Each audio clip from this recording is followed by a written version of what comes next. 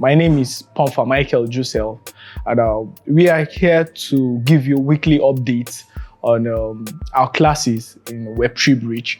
The class has been exciting and rigorous at the same time. So we just came into the cohort, and after the first week of onboarding, we didn't even have our first class before we wrote our first test.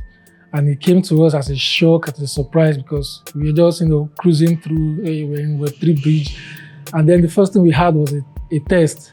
And the test was, I think it was 8 minutes, and there were no grace period. 8 minutes is 8 minutes, and we had to, it was surprise, but I think it got us on our toes, and then we had to be ready for anything that comes along with the Web3bridge. The hospitality here is it's top notch. Actually, it's top notch. And then I'm not getting further, and I don't believe that I'll get far at some points in week 1, but probably at the end of the program. Let's see how God does it. I'd like us to understand what consensus really means. And consensus is just basically an agreement between people. It could be business people, it could be classmates, it could be hospital agreement, or more beyond that. And then we know that consensus is basically an agreement. Then what is a consensus mechanism? Now, consensus mechanism is that system that allows a client, by a client, I mean you and I out there, to agree on a blockchain. Before you perform any transaction on a blockchain, the last process you have to complete on the blockchain is to make an agreement, to reach an agreement, which is the consensus mechanism, that system that's placed in the blockchain to reach an agreement. And we have different types of consensus mechanism. We have proof of work and the proof of stake. Proof of work is an underlying algorithm that that miners have to solve to add a valid block to the blockchain.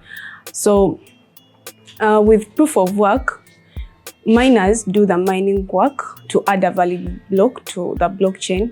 Why is this important? Is the longer the chain, the more valid the network is, and this attaches to the security of the network, because for someone to attack such a network, they need 51% of the network's computing power. So that makes it a very good security reason for the blockchain. And also, different blockchains use proof of work, like Bitcoin and also the old Ethereum. So the proof of stake is a mechanism whereby different nodes or computers come together to agree on a particular transaction or block before they are added to the blockchain. And to become one among these members, you must be a validator in the chain. Now, to become a validator, you have to stake. That's why it's called proof of stake. You have to put in some form of assets to show that, hey, I want to be part of this mechanism to validate transactions.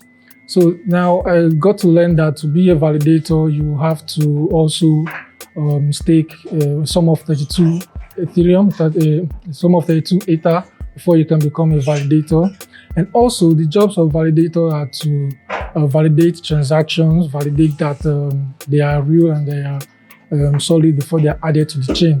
Now, aside being a validator, when you approve a block to add it to the chain, there are rewards. Once the other nodes or the other validators acknowledge the fact that what you said is correct, there are rewards assigned to the validators. So as there are rewards, there are also penalties when you approve the wrong block or where there's some form of dishonesty. And this penalty can go as far as the rewards. You get rewarded and also you get penalized, and the penalty can be a whole lot as losing your full 32 ETH which you have staked to become a validator, and then you'll be kicked out from being a validator. Thank you.